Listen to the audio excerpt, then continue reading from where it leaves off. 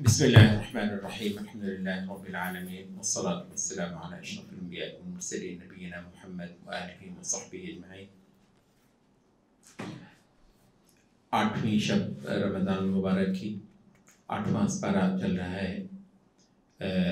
ہم عمومی طور پہ 10 مسئلے ایک پارے سے بیان کرنے کی کوشش کرتے ہیں۔ اچھا، آج جو ہے وہ 10 کے 10 مسئلے وصایا 10 ہوں گے۔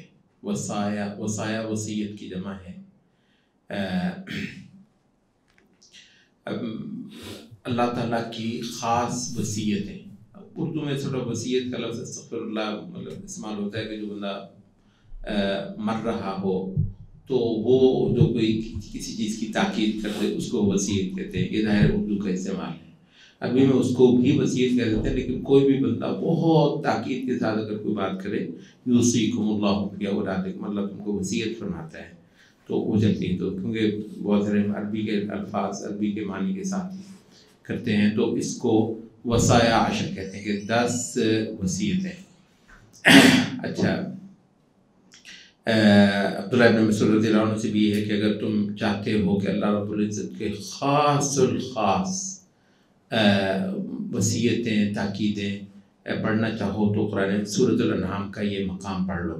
یہ تقریباً ایک پورا رکوع ہے، آخری رکوع سے پہلے کا رکوع سورۃ الانعام میں۔ قل تعالوا اتل ما حرم ربکم علیکم، آؤ میں تم کو بتاتا ہوں کہ تمہارے رب نے تم پر کیا کیا حرام کیا ہے۔ اچھا، کئی ایک لوگوں نے یہ بھی کہا ہے اور تقریباً ہم نے بھی دیکھا ہے، نوٹ کیا، خاصا ملتا جلتا ہے یہ بائبل میں، خاص طور پہ جو اولڈ ٹیسٹمنٹ ہے جس کو تورات آپ کہتے ہیں، کہ اس میں جو ہے نا وہ 10 کمانڈمنٹس کا بہت ذکر آتا ہے، بار بار 10 کمانڈمنٹس، 10 بڑے احکام۔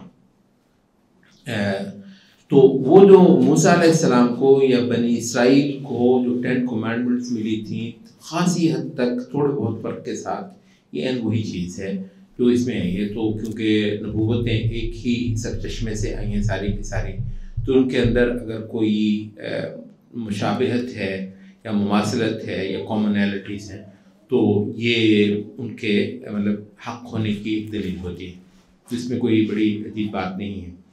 تو ایک تو مطلب دین کے احکام تو بے شمار ہوں گے، سینکڑوں میں ہزاروں میں ہوں گے، ہزاروں سے بھی شاید بڑھ کر ہوں، لیکن ایک یہ ہے کہ دین کے بہت ہی بنیادی جو احکام ہیں وہ کیا ہے۔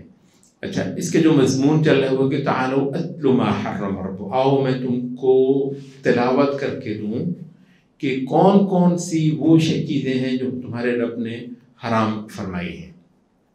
یہ خاص اسلوب کیوں اختیار کیا گیا ہے اس کی تھوڑی سی وضاحت کرتے ہیں پہلے ہم، کہ سورۃ الانعام میں اس سے پیچھے جو ہے وہ ایک لمبا بیان چل رہا ہے کہ مشرکین نے بہت ساری چیزیں خام خواہ اپنے اوپر حرام کی ہوئی تھی۔ کل اگر آپ کو یاد ہو تو ہم نے ایک مسئلہ بتایا تھا کہ عام طور پر یہ جو روایتی مذاہب ہیں یہ دنیا کی زندگی کو نا اجیرن کرنے میں تھوڑی سی خوشی محسوس کرتے ہیں، خدا کے نام پہ ایک اتھارٹی اپنی بناتے ہیں اور پھر جو ہے نا وہ نہیں کرنا وہ نہیں کرنا وہ نہیں کرنا، تو خاصا کچھ نہ حرام کرتے ہیں۔ تو روایتی مذاہب چیزوں کو حرام کرنے کی طرف کو زیادہ میلان رکھتے ہیں۔ تو خدا کا تقرب پانے کے لیے اس کا کلائمیکس یہ تھا کہ نصارہ نے تو ویسے رہبانیت کر دی نا کہ سرے سے گھروں میں رہنا، بستیوں میں بسنا، کاروبار کرنے، وہ سارا کچھ ہی چھوڑ کے تو جاؤ جنگلوں میں یا خاص عبادت خانوں میں اور کچھ لوگ کے ہو رہو، تو مطلب یہ اس کا کلائمیکس ہے۔ تو کیونکہ انہوں نے کیا وہ وقالوا ما فی بطون هذه الانعام خالصۃ لذکورنا، اگر یہ زندہ پیدا ہوں تو یہ صرف جو ہے نا وہ ہمارے جو مرد ہیں وہ ان کے لیے حلال ہوگا، وہ محرم علی ازواجنا، ہماری عورتوں پر وہ حرام ہوگا، وَإِن يَكُن مَيْتَةً فَهُمْ فِيهِ شُرَكَاءُ، اگر مردہ پیدا ہو جائے تو سبھی کھا سکتے ہیں۔ اچھا، اس کے علاوہ کہ ان میں کوئی ایسی اس میں خدا کی تعظیم کی کوئی خاص بات، اکثر آپ نے دیکھا ہوگا کہ سر یہ جو مذاہب ہیں سوائے یہود اور نصارہ کی کچھ ان باتوں کے جن کے بارے میں بہت سارے شواہد ہیں کہ یہ واقعتاً خدا کی تنزیل ہی ہوگی کسی وقت، تو اس میں تو ظاہر ہے رنگ جھلکے گا خدا پرستی کا، یعنی جو کسی مذہب کے حرام ہوں تو ان میں کوئی بات بھی تو ہو نا، یعنی حرام کیا ہے. اچھا اس میں کوئی ایسی بات نہیں ہوتی, سکھ فلاں آپ نے کتنے سالوں کو دیکھیں گے, یعنی جن مسئلوں کو اتنا بڑا کیا ہوا ان میں بڑا ہونے کی کوئی بات ہے نہیں. اور ویسے بائی دا وے یہاں پر ایک جو چیز ہوتی ہے, ہمارے بہت سارے لوگ نا واعظ حضرات ضعیف حدیثوں پہ ان کا بہت زور ہوتا ہے.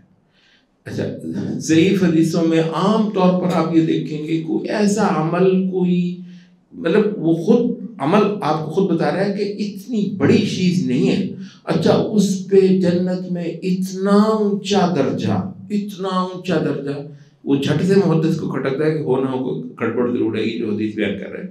کیونکہ ہمارے دین میں جو پیٹرنس ہیں سبحان اللہ, یعنی دل کا انگ انگ شہادت دیتا ہے کہ ہو نہ ہو یہ بات ایسی درست ہونی چاہیے. اگر زور دیا ہے تو وہ بڑی بات ہے, اگر حرام کرنے میں بہت شناعت بیان کی ہے تو ذرا غور کریں کہ وہ کتنا برا اور کتنا غلط ہے. تو کیونکہ سورۃ الانعام میں پیچھے سے چلا آ رہا ہے یہ پورا ایک مضمون کہ خام خواہ حرام کیے بیٹھے ہوتے ہیں یہ, تو کہا وہ جگہ جگہ کہا کہ نہیں, کہاں ہے اللہ نے قل ذکرین حرم من الانثیین, اللہ نے حرام کیا ہے ان کو, کوئی ہے تمہارے پاس شہادت, قل هل عندکم من علم فتخرجوه لنا, کوئی ہے علم تو لا کر دکھاؤ کہ اللہ کا کوئی صحیفہ, کوئی کتاب, کوئی ایسی چیز ہے ہی نہیں, خام خواہ ایسے بیٹھے بیٹھائے دنیا نے چیزوں کو حرام حلال کر دیا. تو اس وجہ سے یہ بہت خوبصورت پھر تو انداز ہے, تعالوا اتل ما حرام, آج میں تم کو سناتا ہوں کہ تمہارا جو رب ہے, پروردگار ہے, زمین آسمان کا مالک ہے, حکمت دانائی کا مالک ہے, اس نے کیا کیا چیزیں حرام کی ہیں. تو یہ جو اس کا پریفیس ہے وہ بھی بہت اہم ہے. اس کے بعد پہلا نمبر, اب ہم 10 مسئلے جو ہیں وہ ساتھ سے بیان کریں گے. نمبر 1 پہلا, اللہ تشرکو بہ شیئا, یہ کہ تم اس کے ساتھ بالکل شرک نہیں کرو گے. اچھا یہ بنیادی طور پر یہ کانسٹیٹیوشن ہے, یا وہ آپ نے دیکھیں یہ ہر معاشرہ جس چیز پر ایمان رکھتا ہے نا, اس کی اجتماعیت بولتی ہے. دیکھیں یہ میں اس مسئلے کو مطلب برسوں سے کوشش کر رہا ہوں کہ اس کی ہیمرنگ کی جائے. یعنی اجتماعیت میں کچھ بولتی ہیں کچھ چیزیں, وہ خاص خود بتاتی ہیں کہ ان لوگوں کا دین جو ہے وہ کیا ہے. اچھا تو اس وجہ سے آپ نے سنا آپ کی اجتماعیت میں ایک چیز جس کو سنتے ہی بندے کے مطلب نا پیروں سے زمین آرٹیکل 6 لگ جائے گا. تو آرٹیکل 6 یعنی بندے وقت ہال پڑ جاتا ہے, پتہ نہیں کیا ہو جائے گا. آرٹیکل 6 کیا ہوتا ہے؟ تو یہ آرٹیکل 6 ہے, اللہ تشرک, میں آپ سے عرض کروں یعنی یہ آرٹیکل 6 ہے, اس میں عرض کر رہا ہوں کہ تم نے رب العزت کے ساتھ شرک نہیں کرنا. اللہ تعالیٰ نے بدترین سزا دی, اس سے بدترین سزا آپ پڑھ لیجیے, تاریخ پڑھ لیجیے, کہیں نہیں ہوگی. بنی اسرائیل کو جب انہوں نے بچڑے کو پوجا تھا, اس پر ان کو سزا دی کہ ساری قوم جو ہے وہ اکٹھی ہو جائے, جنہوں نے شرک نہیں کیا تھا تلواریں نکال لے, اور جنہوں نے شرک کیا تھا ان کو مارنا شروع کر دے, اور جب تک آسمان سے موسیٰ پر وحی نہیں آتی کہ اب رک جاؤ, تم نے رکنا نہیں. بعض کہتے ہیں کہ اتنے ہزار جو ہے وہ مارے گئے, کہا اب تمہاری توبہ قبول ہو. کیا تھا شرک کیا تھا رب العزت. تو شرک پہ آنکھیں سرخ ہو جانا, چہرے سرخ ہو جانا, لال پیلے ہو جانا, جانتے نہیں ہم کسی کو, اس پر تو مطلب ہے کہ زمین کانپتی ہے, آسمان لرزتا ہے, پہاڑ جو ہے وہ قریب ہے کہ گر جائیں. رب العزت کے ساتھ کسی نے شرک کیا تو مصیبت ویسا, اور نہیں یہ آپ کا ذاتی مسئلہ ہے, یہ کہاں سے آ گیا ہے. اس بدبخت ہیومنزم نے اس کو کہا جا یہ تو گٹھ میں گوشے میں بیٹھنا, وہاں پر کر یہ مسئلے سارے کریں. قوم کا مسئلہ, اجتماعیت کا مسئلہ ہوتا ہی نہیں ہے یہ. تو یہ ہے کہ سب سے پہلا یہ ہے کہ رب العزت کے ساتھ شرک نہیں ہوگا. دوسرا یہ ہے کہ وہ بالوالدین احسانا, والدین کے ساتھ جو ہے وہ احسان ہوگا. اب جو آسمانی امت ہے نا, اس کا ڈھب بھی اپنا کانسٹیٹیوشن کا اور ہی ہوتا ہے. مطلب وہ جو جس کو آپ وہ کہتے ہیں کہ ایک ہیومنسٹ اسٹیٹ ہے, وہاں پر اس کے سارے ریفرنس ہیں نا, اس کو کیا لگے کہ والدین کا کیا ہوتا ہے, وہ کہتے ہیں یہ بڑا پرسنل سی ایک بات ہے نا. تو ہم کہتے ہیں نہیں, یہ ہماری اجتماعیت کا مسئلہ ہے. تو جب آپ اتنی تاکید کے ساتھ پوری قوم والدین کا حق بیان کرے گی, ٹھیک ہے, ایک کانسٹیٹیوشن کے طور پر, ایک پوری امت کے دستور کے طور پر, تو انشاءاللہ اس کا رنگ بھی اور ہوگا. تو اس میں ہم زیادہ تفصیل میں نہیں جا پائیں گے. تو والدین کے ساتھ حسن سلوک کرنا اور نیکی کرنا. نمبر 3 وَلَا تَقْتُلُوا أَوْلَادَكُم مِّنْ إِمْلَاقٍ. تم اپنے بچوں کو قتل نہیں کرو گے غربت کے ڈر سے. آپ کو پتہ ہے یہ بچوں کا قتل ہونا ٹھیک ہے، وہ تھوڑا سا کیا کسی حد تک بدل گیا ہے کہ جی وہ پیدا ہوں کو بھی مار دیتے تھے. اب یہ کہتے ہیں کہ نہیں، پیدا ہونے بھی ان کو کیوں دو، تو بیچ میں مار دو. ایبارشن کا مسئلہ آپ کو پتہ ہے امریکہ کے الیکشن میں ہاٹ ایشو ہوتا ہے. 2 پارٹیوں کا زور لگا ہوتا ہے. ایک پارٹی جو ہے نا اپنے آپ کو پرو لائف کہتی ہے ریپبلکنز، اور ایک پارٹی اپنے آپ کو پرو چوائس کہتی ہے. پرو چوائس بڑا شیطانی ابلیسی سا ایک عنوان ہے. پرو چوائس کا مطلب یہ ہے کہ عورت کی اگر مرضی ہے، اس کا چوائس ہے کہ وہ بچہ گرا دے، ختم کر دے. اچھا، اب اس میں ظاہر بہت کچھ اسباب ہوتے ہیں، محرکات کئی سارے ہوتے ہیں کیوں ابارشن کروانی ہے. مطلب ہمارے یہاں بھی ایک بہت حد ہو گئی ہے، بے حد و حساب کو مسئلہ ہو گیا ہے. تو ہمارے فقہاء نے کہا کہ روح پڑنے کے پہلے جو ہے نا وہ بھی یہ نہیں کہ ویسے جائز ہے. وہ کہتے ہیں کہ اگر وہ عورت کو کوئی خطرہ وغیرہ ہے، کوئی ایسا کوئی مسئلہ ہے، تو روح پڑنے سے پہلے جو ہے یہ فقہاء کا قول جو ہے وہ خاصا. تو وہ بھی اچھا، یہ جو جاہلیت ہے، یہ کوئی ایسا نہیں کہ روح پڑنے سے پہلے بات نہیں کرو آپ ابارشن جو ہے نا وہ بڑے مزے سے آرام سے کرو. تو محرکات اس کے کئی سارے ہیں. ایک تو یہی ہے کہ یہ عورت جو ہے، اور یہ اچھا مطلب سبحان اللہ، مطلب تانے جو ہے نا وہ دین کو دیتے ہیں، اسلام کو دیتے ہیں. مطلب وہ پتہ ہے بہت زیادہ عورتیں ابارشن کیوں کرواتی؟ اس وجہ سے کرواتی، کہتی ہیں کہ بچہ سنبھالنا مشکل. اور بلکہ امریکہ میں ایک بڑا کیس ہوا تھا کہ وہ عورت نے نا بچے کا گلا گھونٹ کے مار دیا تھا. اور وہ کہتی ہے کہ میں جو ہے نا نائٹ کلب میں نے جانا ہوتا ہے، یہ رو کے رات کے وقت، مطلب یہ بیبی سیٹنگ کے بھی دن میں ہوتے ہیں، رات کو نہیں ہوتے ہیں. اس کو اتنا غصہ ہے، اس نے گلا گھونٹ کے اس کو مار دیا کہ نائٹ کلب میرا چھوٹ گیا. تو مطلب اتنے مہینوں سے میں تو نائٹ کلب سے بھی رہ گئی.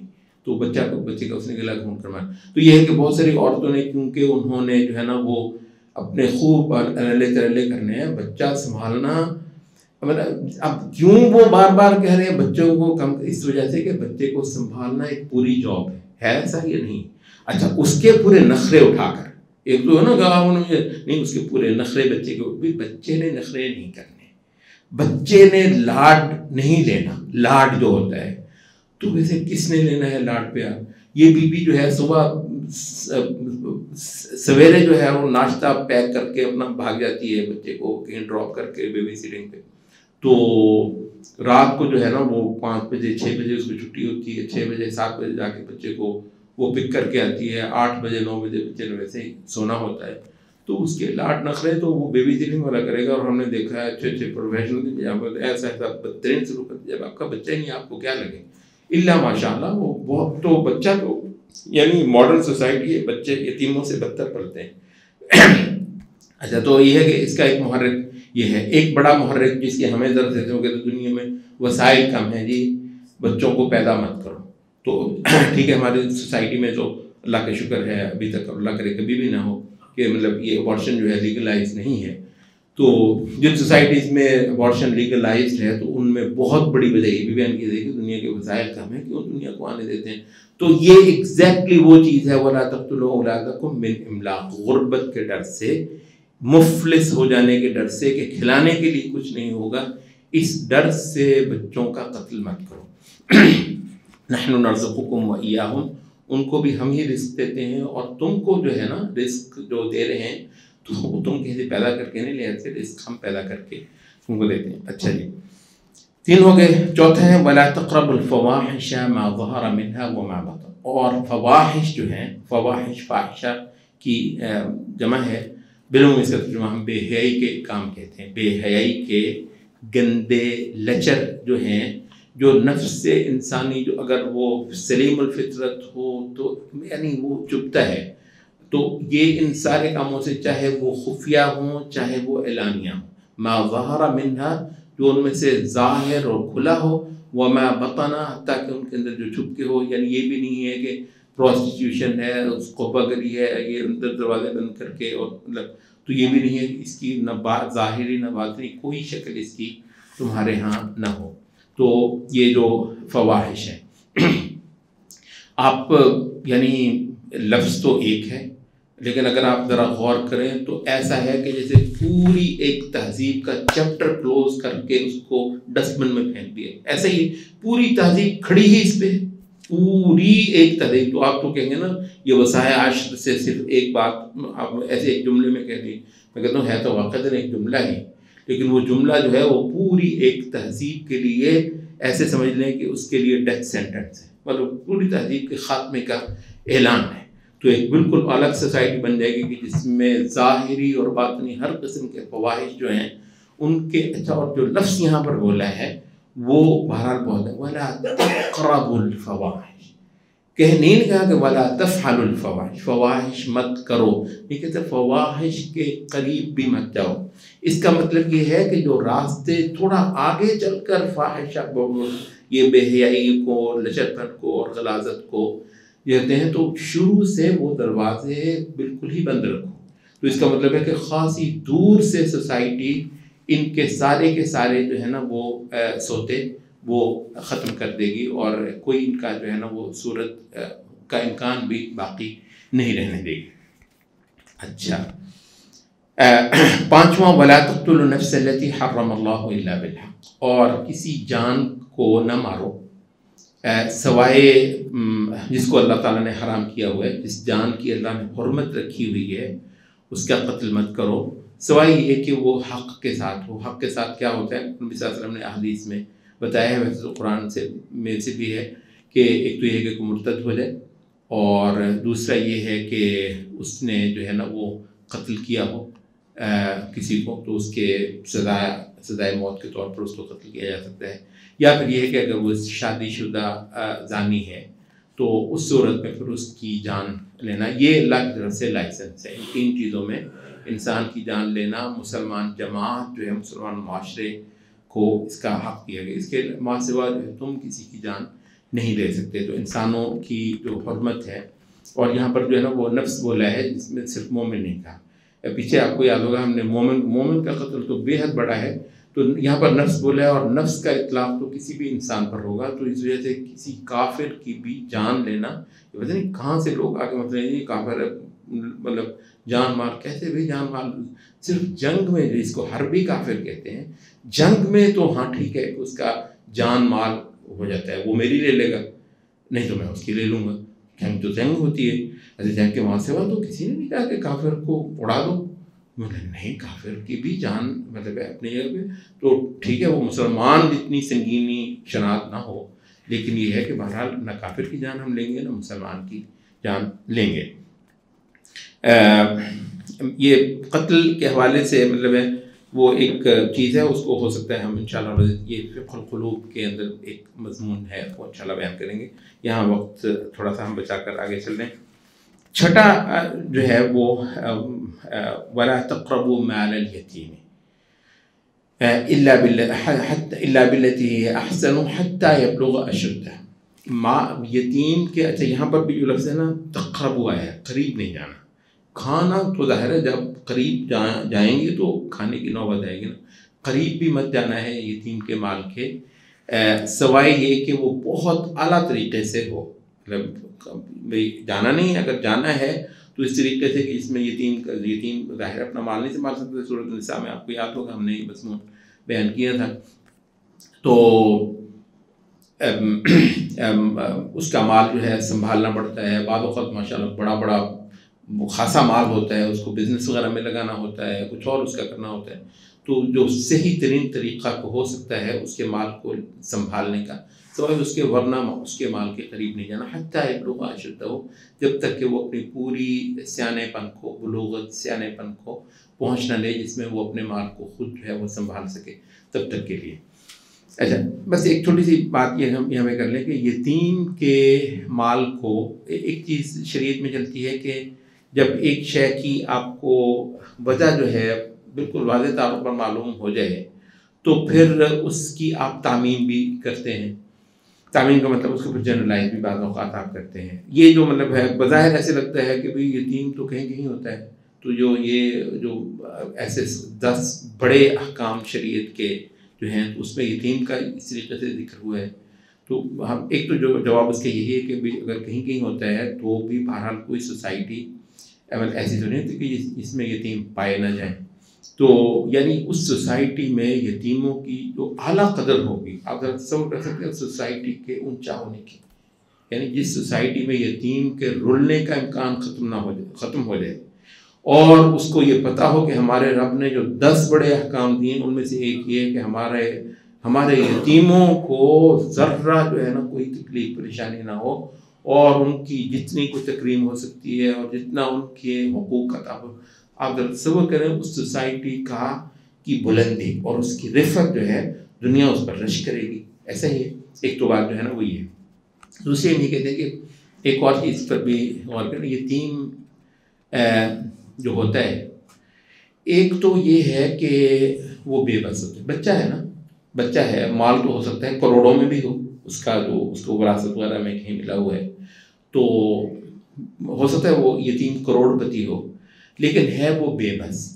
اچھا، نمبر 1 یتیم بے بس ہوتا ہے. اچھا، نمبر 2 یہ ہے کہ اس کو پتہ ہی نہیں ہے، یعنی کوئی بندہ، یعنی ویسے کوئی غریب بھی ہو شور تو ڈالے گا نا جب آپ اس کا مال کھائیں گے. اچھا، یہ اس نے شور بھی نہیں ڈالنا، ایسا ہی ہے، اس کو پتہ ہی نہیں ہے. اچھا، آپ بلکہ بعض اوقات مطلب کیونکہ آپ اس کے سرپرست ہیں، سرپرست کو بہرحال چاہے یتیم بھی ہو کبھی کسی کو ڈانٹنا بھی ہوتا ہے تو آپ اس پر حاوی ہیں. ظاہر ہے مطلب سرپرست جو بھی ہو، آپ اس کے چچا ہیں، تایا ہیں یا کچھ بھی ہیں، وہ آپ کی جو ہے نا سرپرستی میں ہے تو اس میں ایک حاوی ہونے کا معنی وہ ہے. تو وہ مطلب بالکل سب آرڈینیٹ سے ہے فی الحال، یعنی آپ کا نا بالکل مطلب نیچے ہے وہ. اس وجہ سے وہ بولنے کی بھی، احتجاج تک کرنے کی بھی اور اعتراض کرنے کی بھی اور آپ سے کچھ جواب نہیں کرنے کی بھی، پوچھنے کی بھی اس کے پاس بالکل کوئی سخت. تو 2 چیزیں ہو گئیں. ایک کیا ہے کہ اس کو پتہ بھی نہیں چلے گا، آپ کھا لیں گے، ٹھیک ہے. اور دوسرا یہ ہے کہ وہ کمزور بے بس بہت ہے. تو 2 باتیں ہو گئیں. آپ ذرا تصور کریں کہ یعنی اگر شریعت آپ کے اندر یہ بات پیدا کر دے کہ معاشرے میں جو بے بس لوگ ہوں نا ان کے مال سے کو ہاتھ لگانے سے تو خاص طور پر ڈرنا ہے. تکڑے کے مال کو تو ہاتھ لگانا ویسے ہی جان جوکھوں کا کام ہے، وہ تو کسی تو مال آپ ہاتھ لگاتے کس کو ہیں؟ بڑے آسانی سے ہاتھ کس کے مال کو لگاتے ہیں؟ جو کمزور ہے، بے بس ہے. یتیم میں یہ بات بدرجہ تک میں ایسا ہی ہے. اچھا، اور دوسرا کیا ہے، کئی سارے ہوتے ہیں وہ سادہ ہوتے ہیں، بدھو ہوتے ہیں، ان کو یوں کر دو اس کو بیچارے کو پتہ بھی نہ چلے کہ ان کا کیا ہے. تو وہ کہتے ہیں یہاں پر تو صرف، بلکہ کسی بندے نے بڑی اچھی سی بات کی، وہ کہتا ہے کہ جو ہے نا طاقت بولتی ہے اس جہان میں، یہ اس مطلب ناقص جہان میں طاقت تو بولتی ہے. تو جو تکڑا ہے وہ اس کو اپنے مال کو ہاتھ لگانے ہی نہیں دیتا. اور آپ بھی بہت سمجھدار ہیں، آپ ادھر کا رخ بھی نہیں کرتے. کیوں؟ کہتا ہے کہ طاقت بولتی ہے. اچھا، یہاں پر ادھر آپ آ گئے، یہاں پر طاقت تو اس کے پاس بیچارے کے پاس کچھ بھی نہیں ہے. تو کہتا ہے کہ یہ جہاں طاقت نہ ہو وہاں خدا کی طاقت کو دیکھنا ایمان ہے. اس وجہ سے یتیم یا یتیم کی حالت پر قیاس کر ہونے والے جتنے بھی معاشرے کے طبقے ہو سکتے ہیں ان کے مال کے حوالے سے آپ میں اگر شریعت یہ چیز پیدا کرتے، آپ ولی ہیں اللہ کی، آپ اللہ رب العزت کے خاص مقرب ہیں. ایسا ہی ہے. تو اگر مطلب دوسروں کے مال کی یہ حیثیت بن جائے انشاءاللہ، تو یہ جو ہے نا یتیم مطلب آخری صورت ہے بے بسی کی. اس وجہ سے خاص یتیم کا ذکر آ گیا. یہ ہے جواب اس بات کا کہ ہر جگہ تو یتیم نہیں ہوتے. تو یہ جو 10 کمانڈمنٹس ہیں تو یہ کیا ہم یہ کہتے ہیں کہ وہ درس ہے، لیکن یتیم کی جو کیفیت ہے وہ جزوی طور پر بہت ساری جگہوں پر پائی جا سکتی ہے. اچھا، چھٹا ہو گیا تھا. 7 میں جو ہے وہ اوف الکیل والمیزان، اور کیل کہتے ہیں پیمائش کو، ماپ جسے آپ کہتے ہیں، اور میزان تول، ماپ اور تول کو پورا کرو. لا نکلف نفسا الا وسعها.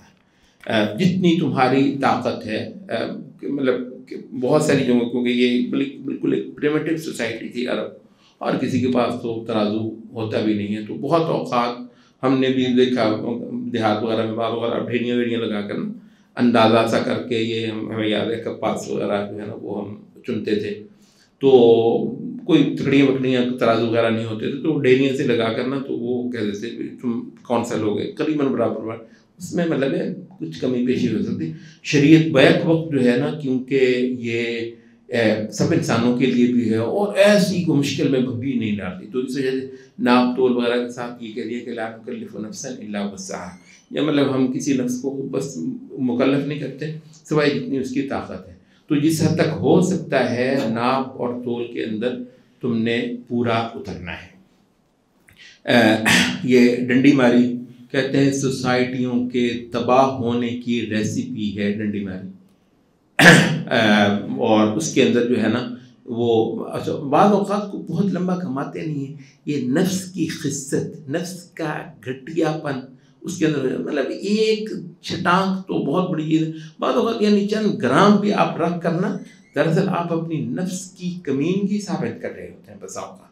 اچھا، یہ جو احصرت الانفس الشح، نفسوں کے اندر جو کمینگی، خست، گھٹیا پن جو ہے نا وہ بیٹھا ہوتا ہے، دین اسلام اپنے پیروکاروں میں اس کو بالکل کھرچ کے نکال دیتا ہے اور ان کے دل بڑے کرتا ہے۔ تو اس میں مطلب یہ بھی ضرورت ہے کہ ٹھیک ہے جی، یہ تجارت وغیرہ میں، لین دین میں، ماپ تول میں ڈنڈی ماری بعض اوقات آپ کو بڑا بڑا فائدہ دیتی ہے، بہت اوقات آپ بڑا بڑا فائدہ نہیں بھی دیتی، سوائے یہ کہ آپ اپنی کمینگی کو استغفر اللہ ثابت کر دیں، جو کہ دین اسلام کے پیروکار کے اندر اللہ رب العزت کو بالکل قبول برداشت نہیں ہے۔ اس وجہ سے یہ ماپ تول کے اندر جو ہے نا وہ پورا اترنا، یہ باقاعدہ مطلب وہ دے دیا۔ یہاں پر ایک بات اہل علم نے کی ہے اور میرا خیال یہ ہے کہ وہ اس مقام پہ کر دینا ضروری ہے۔ وہ کہتے ہیں کہ یہ جو ہے نا ماپ تول میں پورا کرنا، اس کا ایک تو بہت اسپیسیفک معنی ہے، وہ یہی ہے کہ مطلب ترازو میں آپ کوئی چیز تول رہے ہیں، آپ نے گز پکڑا ہوا ہے وہ ماپ رہے ہیں، یا آپ نے مطلب کوئی اور وہ دودھ وغیرہ وہ آپ ماپتے ہیں کسی برتن، اس کا ایک تو فزیکل معنی ہے، لیکن کہتے ہیں کہ جو جتنا انسانوں کا ڈیلنگ اور انٹریکشن ہے اس میں بھی ماپ تول ہوتا ہے، تو مطلب دینے کے پیمانے آپ کے اور ہو جائیں، لینے کے پیمانے آپ کے اور ہو جائیں۔ آپ کی بیٹی ہے، دوسرے کے گھر میں جاتی ہے، اس کو دیکھنے کا پیمانہ آپ کا اور ہے، اس کی بیٹی آپ کے گھر میں آتی ہے، اس کا پیمانہ آپ کا اور ہے۔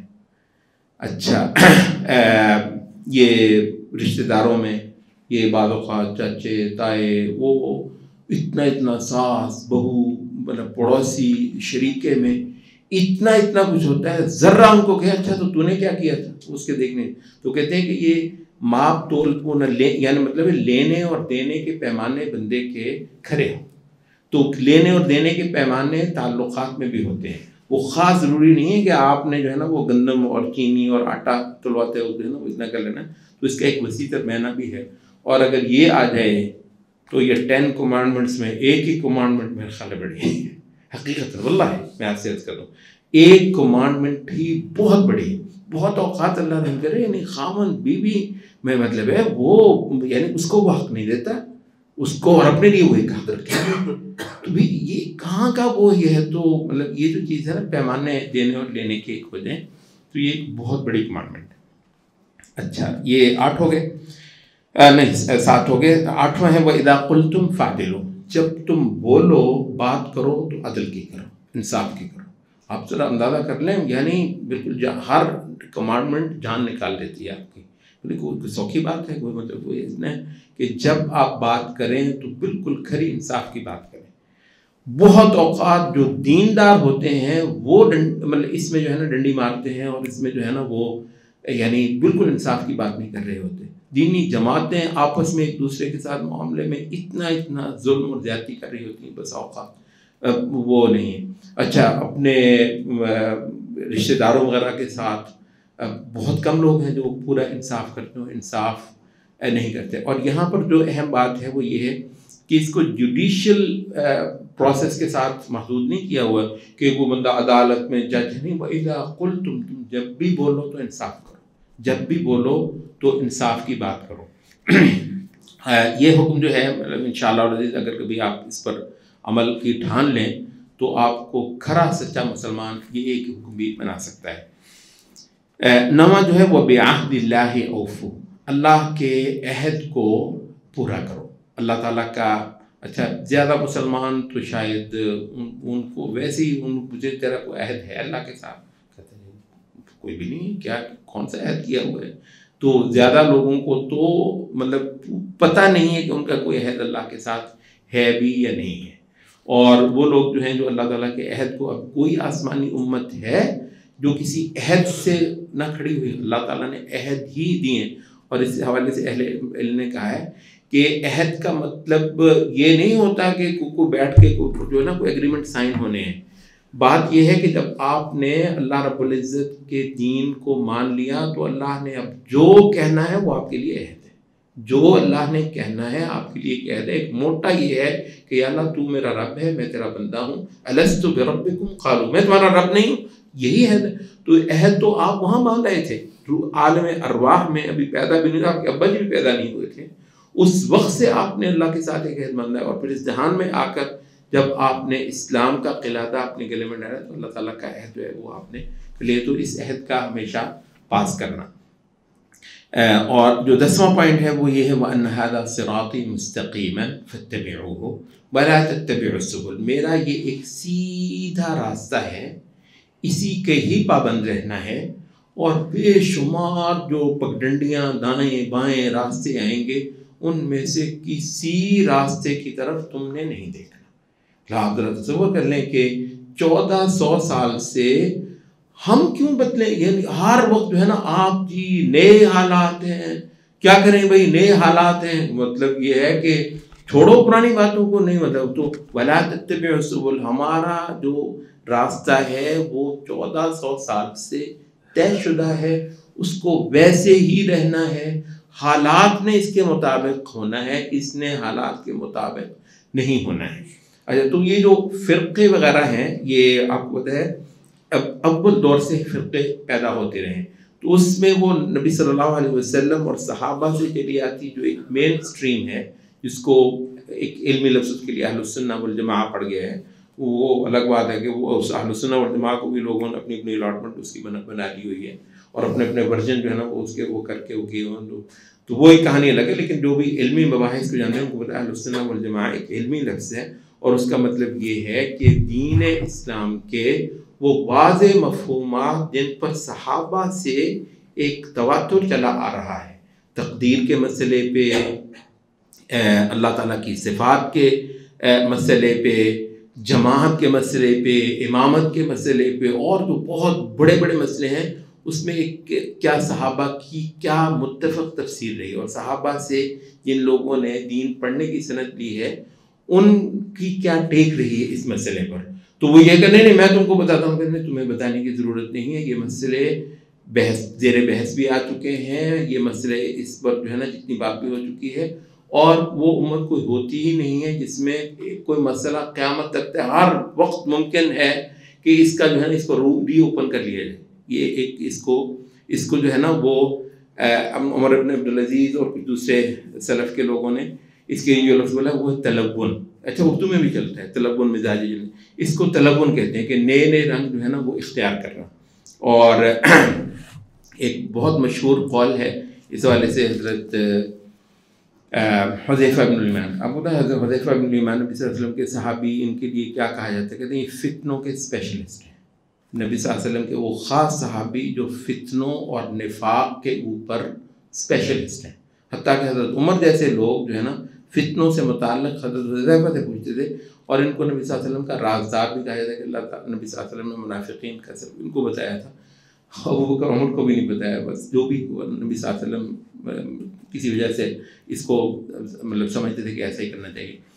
تو حذیفہ بن الیمان رضی اللہ عنہ نے جو فتنوں کے متعلق جو بیانات چھوڑے ہوئے ہیں وہ حقیقت یہ ہے کہ بہت زیادہ پڑھنے اور سمجھنے کے ہیں.